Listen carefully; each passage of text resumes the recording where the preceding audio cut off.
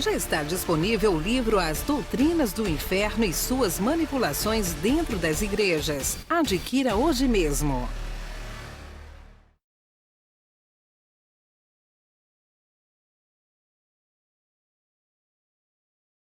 Se inscreva, compartilhe, ative o sininho. Se possível, comente sempre que puderem, ok? Bom, hoje nós vamos falar sobre salvação. Nós aqui da Graça Pura, nós estamos numa série de mensagens em que vamos abordar algumas palavras que ao longo dos séculos a Igreja Romana veio mudando o sentido dela e transformando em doutrina, em regras de fé. Então nós já vimos até agora, por exemplo, a palavra alma. Então vamos falar hoje sobre a salvação. Vamos abordar o sentido literal desta palavra salvação dentro da Bíblia e vamos mostrar aí tudo o que aconteceu, o pensamento dos homens quando criaram essa doutrina, o que eles pensavam, né? Vamos ver tudo isso aí. É um papo que a gente vai bater, ok? Todos preparados? Então vamos nessa, querido. Vamos lá.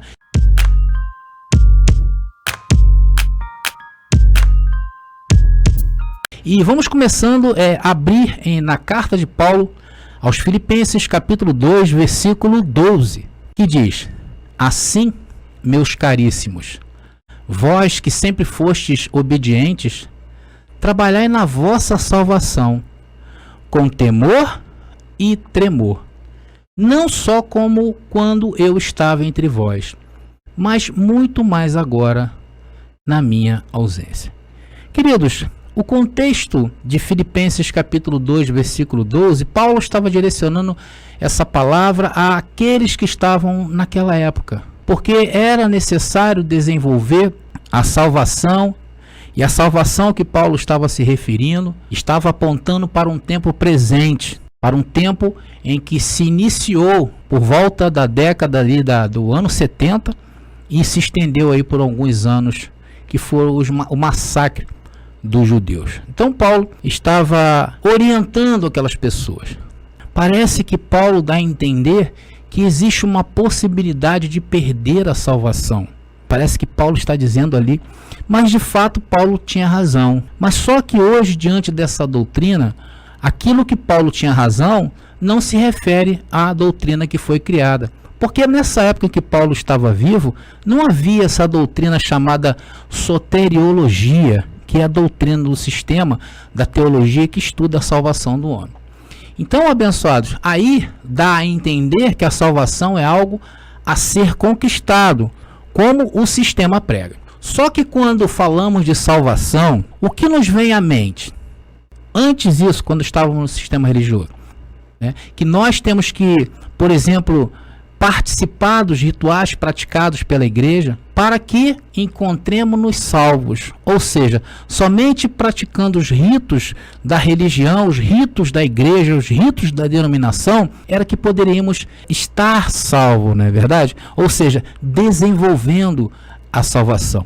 Por exemplo, praticar o pagamento de dízimos, frequentar os cultos, se batizar em água, participar da ceia e todas essas práticas, isso foi nos ensinado dentro da religião. E isso fazia que nós estivéssemos desenvolvendo a salvação. E o contrário disto era o quê? Quando você estava fora da igreja, você estava retrocedendo para a perdição, para a condenação eterna. Então, eles tratam a salvação como se fosse algo para que você fosse com seu espírito para o céu, ou então a condenação seria você ir com seu espírito ao inferno. E isso tudo se decide aqui nessa terra. É aqui nessa terra, segundo o ensino dessa doutrina da salvação. Só que, primeiramente, a Bíblia nunca tratou de salvação espiritual. Você sabia disso? Isso é uma mentira doutrinal. E eu vou abordar isso aqui agora. E depois, quando a Bíblia trata de salvação, quando você vê escrito, por exemplo, na Bíblia salvação, ela aponta para vários aspectos. Ela pode ser uma salvação de uma situação, ela pode ser uma salvação, no caso que eu vou falar aí, sobre os judeus quando estavam cativos de outros povos, salvação de uma violência praticada contra alguém, no caso naquele tempo lá contra o povo. Então, ela tinha vários aspectos, menos o que a igreja hoje prega. Olha só, incrível, né? Menos o de salvação espiritual. Então, o sistema começou a desenvolver essa doutrina, a soteriologia, no 4º século da era cristã. Então passou-se, e justamente foi com Constantino. Ou seja, tudo começou, tudo startou quando Constantino oficializou o cristianismo como a religião oficial de Roma. Então, a partir dali, tudo foi manipulado para que a religião fosse coisas para os homens dos homens. Ou seja, algo que prendesse o povo ao poder romano. Ou seja, hoje, por exemplo, quando eu falei para vocês que os judeus, eles não têm essa questão de salvação eterna, se vocês perguntarem a um judeu se ele vai estar nessa terra para ser salvo ou não, ele vai falar que não, que isso não existe. Se você perguntar a um judeu o que é a salvação espiritual, eles não vão entender. É claro que eles vão entender que nós estamos falando da doutrina cristã, mas lá eles não têm esse tipo de pensamento até hoje. Por quê? Porque para eles, os judeus, não existe essa tal salvação espiritual. Isso não é bíblico. Então o sistema religioso das doutrinas heréticas pegou todas as vezes, aí é que está o espírito de onde começou a ser desenvolvida essa salvação. Então, o sistema, ele pegou todas as vezes que o povo judeu estava em exílio, ou seja, quando estavam cativos, por várias vezes o povo de Israel esteve cativo sobre outros povos. Então, nesse período, o que acontecia com o povo judeu, com o povo de Israel? Ele se voltava para Deus. Eles voltavam ao estado original que eram, ao estado de adoração a Deus. Eles consertavam o seu altar, começavam a se desviar do mal. Isso tudo quando estavam em exílio, quando estavam cativos de outro povo. Então ali eles pediam perdão. Muitos ali praticavam os jejuns, andavam de saco de cinza, de saco de pano envolto no corpo, cinza na cabeça. Pediam perdão por seus atos contra a lei de Moisés. Então, isso tudo era para que o Senhor ouvissem o seu clamor e salvassem o povo daquele jugo. Então, essa era a salvação, ou é a salvação, que o sistema se baseou no Antigo Testamento para afirmar que todo homem precisa de salvação. Amigos, claro que todo homem precisa de salvação, precisa de ajuda. Até na hora de nascer, nós precisamos de ajuda, precisamos de salvação. Ai de nós se não fosse o médico, ai de nós se não fosse a parteira para os mais antigos, ai de nós se não fosse mamãe e papai. Porém, a salvação, aquela salvação lá dos judeus, não tinha nada a ver com as coisas espirituais. Então, o que levava o povo judeu ao exílio e escravidão? Eram a transgressão da lei de Moisés. Eram seus próprios pecados. Por isso que o salmista escreveu Lamentações capítulo 3, versículo 39, e ele diz o seguinte: de que se queixa, pois, o homem vivente? Queixe-se cada um dos seus pecados. Então, abençoados, até hoje o sistema usa esse verso para condenar o próprio homem, não distinguindo e desrespeitando os pactos de Deus. Eles tiram essa porção da Bíblia e jogam em cima do povo. É isso que eles fazem, e eles sabem fazer isso muito bem. Eles sempre desrespeitam as coisas de Deus. A queda do povo judeu, lá naquela época, era por causa da transgressão. Isso levava o povo judeu cativo, levado à escravidão. E o que dizia as profecias acerca de um tempo que viria? As profecias apontavam para Jesus, o Jesus de Israel. Era ele que ia resgatar o povo da servidão. Então o povo clamava por esse dia, porque as profecias diziam que este dia seria um dia em que o Senhor tiraria o pecado do mundo. E a servidão, atenção nisso que eu vou falar, claro que eram os povos que dominavam. Por exemplo, os babilônicos, os egípcios, não é verdade? Vários povos que dominaram Israel naquele tempo dominavam o povo, sendo que não era isso que levava o povo à servidão. O jugo que estava sobre Israel era a lei de Moisés. Não era a Babilônia, não era o Egito, não eram os assírios, não eram os romanos. Nada disso, era a lei de Moisés. A lei de Moisés era a servidão. Vocês já leram, por exemplo, a lei de Moisés? Tem leis lá muito absurdas. São leis impraticáveis. Deus criou uma lei absurda e impraticável. Aí você me pergunta assim, mas André, Deus faz isso, cria algo absurdo e que não pode se praticar? Sim, claro que faz. Primeiro, porque Ele é Deus. Depois, é porque Ele se manifesta. É nessas horas. Veja o que Deus faz. 2 Tessalonicenses, capítulo 2, versículo 11 diz: por isso, Deus lhes enviará um poder que os enganará e os induzirá a acreditar no erro. E nesse verso aí, o sentido original da palavra poder quer dizer espírito. E esse espírito não é o Espírito Santo, ok? Esse espírito é tipo uma doutrina, é tipo uma corrente de pensamentos. São as filosofias que só visam enfraquecer Deus. Então as doutrinas do sistema religioso têm esse poder. Poder de quê? De enganar, poder de seduzir, fazendo que os que não são salvos na mente acreditem nesse erro. Aí está milhões de pessoas ao redor do mundo submetidos a doutrinas dos homens e não a Bíblia.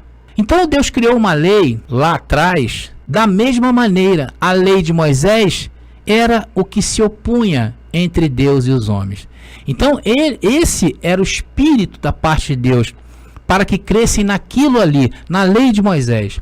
Então a promessa de Deus era que Ele enviaria o Messias para redimir aqueles que estavam no poder do engano da lei. Então a salvação para os judeus era uma salvação da lei, da própria lei. Não era uma salvação dos povos que oprimiam. Não, era a salvação da mente. Era a purificação da mente daquele povo. Essa era a salvação proposta por Deus naqueles dias e também neste. Ou seja, a salvação que tantos judeus oraram, buscaram, jejuaram, chegou em Jesus de Nazaré. Porém, a maioria dos judeus continuaram nas práticas do engano até os dias de hoje. Tanto que em Israel, se você for falar de Jesus, o máximo que vão falar era que Jesus foi um profeta ou então foi um rabino há tempos atrás. Mas não creem na ressurreição dos mortos, que Jesus ressurgiu dos mortos. Veja esse verso que eu selecionei aqui para vocês. Esse verso mostra que ia se cumprir uma profecia. Então no capítulo 1 de João, ele diz ali o quê? Que Deus se fez carne, o verbo se fez carne. E quem foi o verbo que se fez carne? Jesus de Nazaré. Jesus de Nazaré era o Messias de Israel. Chegou aquele que um dia iria tirar o pecado do mundo, como diz uma profecia lá em Zacarias. E quando o verbo se fez carne, o que houve? João capítulo 1, versículo 10, 11 diz: estava no mundo, lá naquele tempo, entre os judeus, e o mundo foi feito por ele. O mundo foi feito por quem? Por Jesus. E o mundo não o reconheceu. Quem é esse mundo? O mundo daquele tempo, o mundo dos judeus. Veio para o que era seu. A quem Jesus foi enviado? Aos judeus. Mas os seus não o receberam. Então tá aí, queridos. Os judeus rejeitaram a salvação para eles. E isso até os dias de hoje continuam rejeitando o Messias deles. Aí você fala assim, por que deles, André? Jesus também não era nosso? Não. Jesus de Nazaré não foi o nosso Messias. Primeiro, ele não veio para mim e nem para você. Jesus de Nazaré veio para os judeus. Veja, Mateus capítulo 15, versículo 1, que diz: Jesus respondeu-lhes: não fui enviado senão as ovelhas perdidas da casa de Israel. Tá vendo aí? E depois, abençoados, eu não sou judeu e nem nasci naquela época. Você nasceu? Claro que não. Então quem veio para nós, André? A morte de Cristo, ela teve alguns aspectos, mas isso também é um papo para um outro dia, para uma outra mensagem, não é o foco dessa mensagem. Então quem veio para nós foi quando ele ressuscitou, foi Cristo Jesus, o outro que Paulo fala em Romanos capítulo 7, o ressuscitado. E Deus que se manifestou em carne lá em Jesus de Nazaré, agora não é mais Jesus de Nazaré, não é mais de Nazaré, agora esse sim, ele veio para sempre morar em nós. Ele veio erguer o seu trono e o seu reino na nossa mente e nos salvar. André, então você está falando que Cristo Jesus veio nos salvar? Sim. Nos salvar de onde, André? De onde, por exemplo, nós críamos que a salvação era espiritual, que a condenação era o inferno de lago de fogo. Jesus Cristo ressuscitado nos salvou da doutrina da salvação, da doutrina do pecado, da doutrina da trindade, da doutrina do batismo, da doutrina de demônios, da doutrina dos anjos, da doutrina da ressurreição, da doutrina dos homens maus e perversos. E hoje, André, vivemos sem doutrina? Não, de maneira nenhuma. Sabe qual é a nossa doutrina? Romanos capítulo 12, versículo 2, que diz: e não sede conformados com este mundo, mas sede transformados pela renovação do vosso entendimento, para que experimenteis qual seja a boa, agradável e perfeita vontade de Deus. Então, abençoados, por causa do espírito do engano que atuou lá nos tempos passados nos judeus, é o mesmo que atua hoje naqueles que estão submetidos às doutrinas do sistema religioso. Você não está submetido a Deus, sabia disso? Você está submetido às doutrinas da Santa Igreja, ou seja, a instituição. Esse é o espírito do engano. A nossa doutrina em graça é renovar a mente. Queridos, e só tem o poder de renovar a mente quem está desenvolvendo a salvação, ou seja, aqueles que são salvos. Quem está condenado na mente está desiludido, está tampado, não enxerga. Veja um exemplo clássico que eu vou trazer para vocês, talvez. Fala, o que é renovar a mente? Olha, eu, por exemplo, até um tempo atrás, eu acreditava que o ser diabo, ele existiu até a cruz. E que Cristo na cruz matou esse ser, deixou de existir. Então isso foi até um tempo da minha vida. Aí Deus começou o quê? A revelar a verdade para mim. Quantos abençoados em graça já tinham tido essa revelação? E eu lá atrás temando e não aceitar isso. Mas quando o Senhor chega, a luz chega, né? O que aconteceu? Eu fui cedendo ao Espírito Santo. Nesse momento, estava eu desenvolvendo a minha salvação. E Deus me colocou, me lembro como se fosse hoje, até um tempo atrás, Deus me colocou para ouvir o abençoado Geraldo Moraes, meu irmão, que tem um grande apreço por ele. Então ali, até então, a gente discordava, mas o abençoado lá na posição dele e eu aqui na minha. E assim é em graça, tá bom, queridos? Porque graça se dá por conhecimento. Por isso que às vezes os abençoados visitam os canais e veem certas diferenças. Por quê? Estamos em desenvolvimento. Tá ok? Esse é o grande corte aí.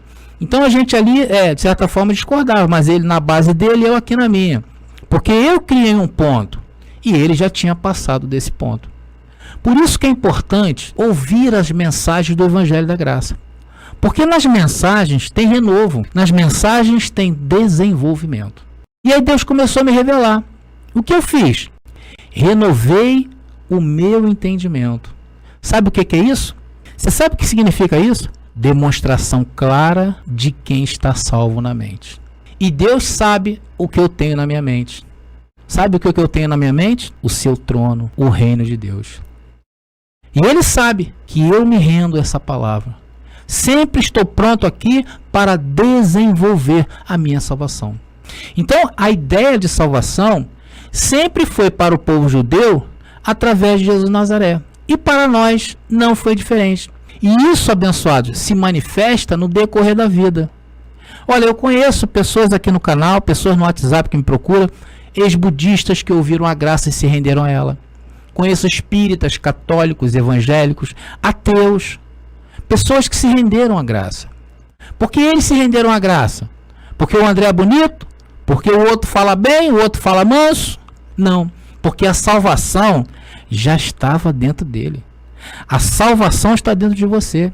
Tem irmãos que me procuram para relatar, né, como conheceram a graça, eles ficam felizes. André, me escuta assim, olha, sabe como é que aconteceu comigo? Comigo foi assim.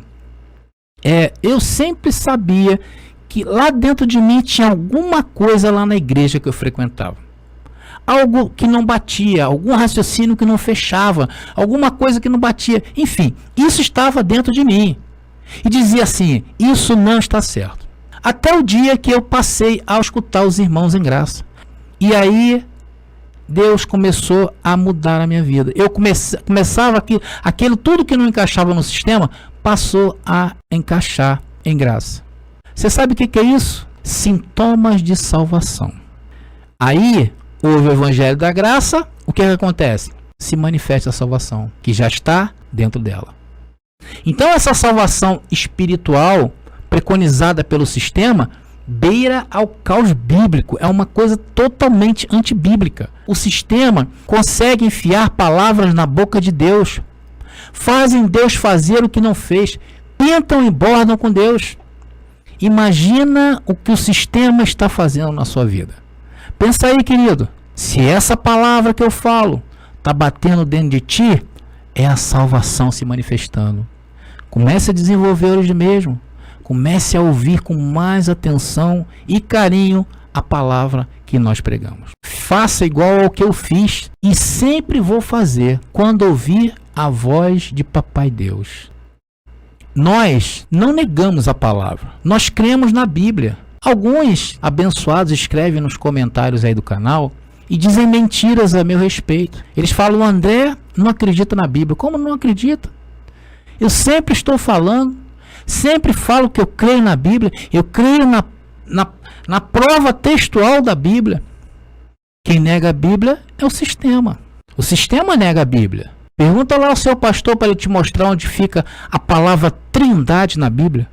Pastor, me mostra aí onde tem a palavra trindade na Bíblia. Pede a ele.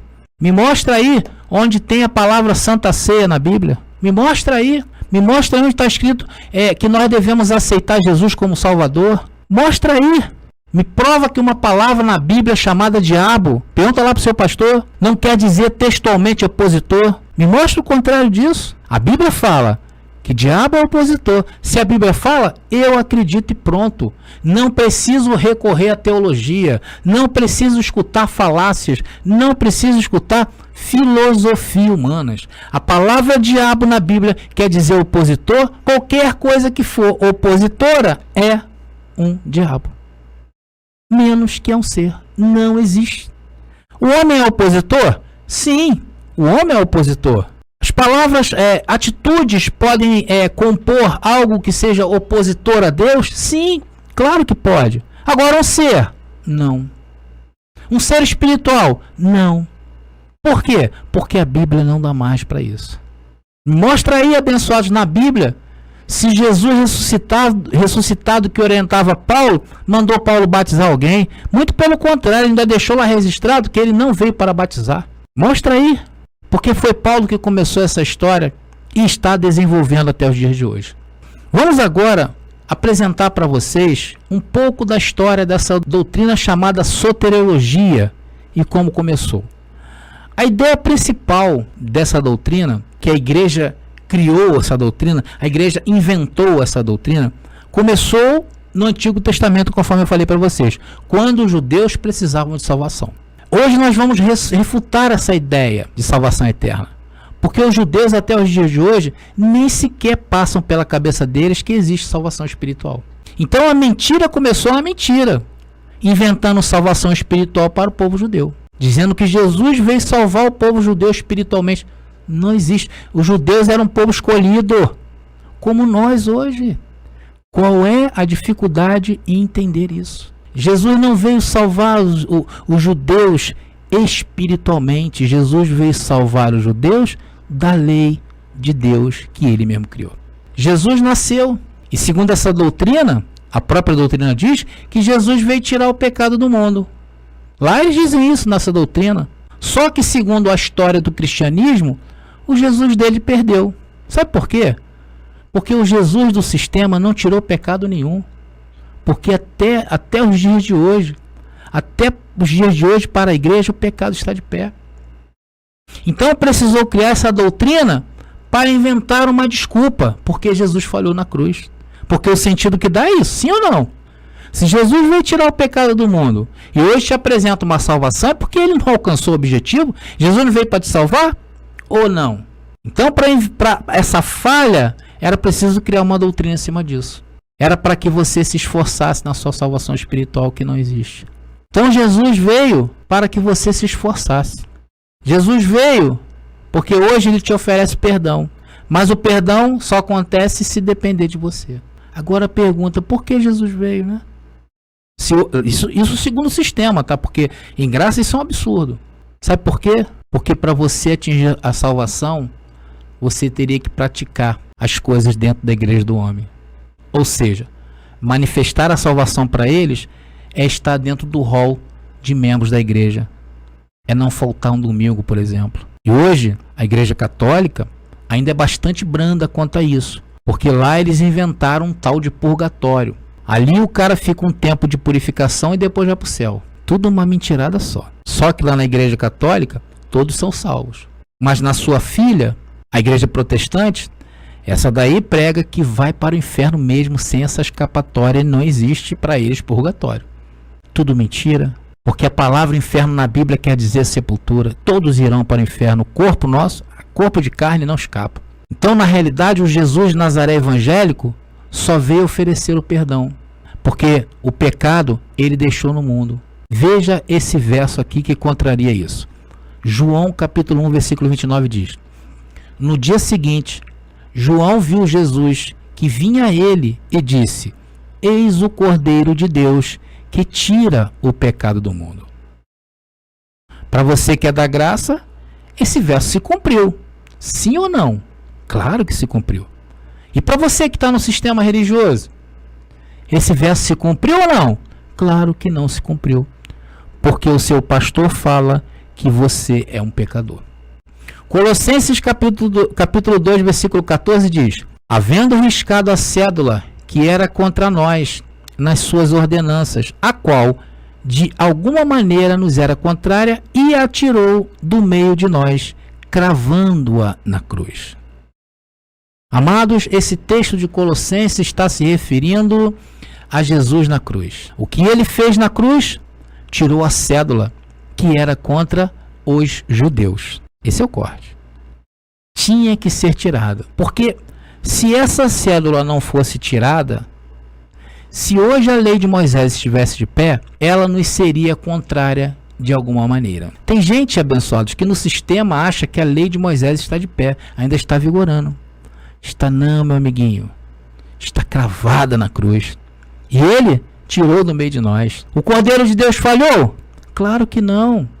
Para o sistema religioso falhou. Porque ele não foi capaz sequer de tirar a lei. Você tem dúvida da finalidade da vida e morte de Jesus de Nazaré em relação à lei?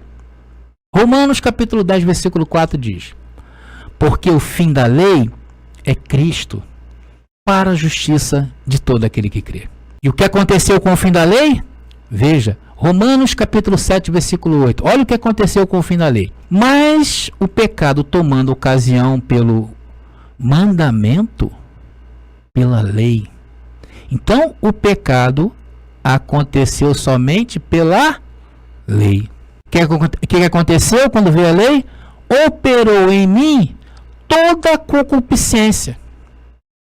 Porquanto sem a lei estava morto o pecado. Então o que Jesus fez na cruz? Matou o pecado. E tem mais um detalhe. Tem mais um lindo detalhe que eu quero que vocês... Segura aí, abençoado. Tem mais um lindo detalhe aqui que eu quero que vocês peguem isso para a vida de vocês.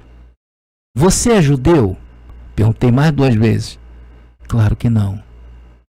Só poderia pecar, atenção, só poderia pecar se você fosse judeu ou convertido ao judaísmo, prosélito, porque você é um gentio para os judeus até os dias de hoje. Se você fosse judeu e convertido ao judaísmo, você poderia pecar. Porque o pecado era a transgressão da lei daquele povo. Não da lei de brasileiros, não da lei de americanos, ingleses, chineses, russos. Nós hoje não temos nada a ver com o pecado. Era impossível um gentio pecar naquele tempo, porque a lei não foi direcionada aos gentios. Estão pegando corte aí? E hoje, muito mais ainda, além de sermos gentios, não há mais lei.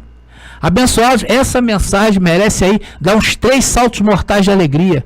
Glória a Deus! Glória a Deus! Não somos judeus, não temos nada a ver com isso. O que temos a ver com a lei de Moisés? Nada! Nada, nada. Ah, porque era de Deus, mas era de Deus para um povo que você não poderia cumpri-la toda. Sabia disso? Se você não fosse judeu, você não entrava nem no templo, ficava no quintal. Jesus chamou o cachorrinho, chamou-nos de cachorrinho, porque era assim que éramos tratados. Estávamos separados das coisas de Deus.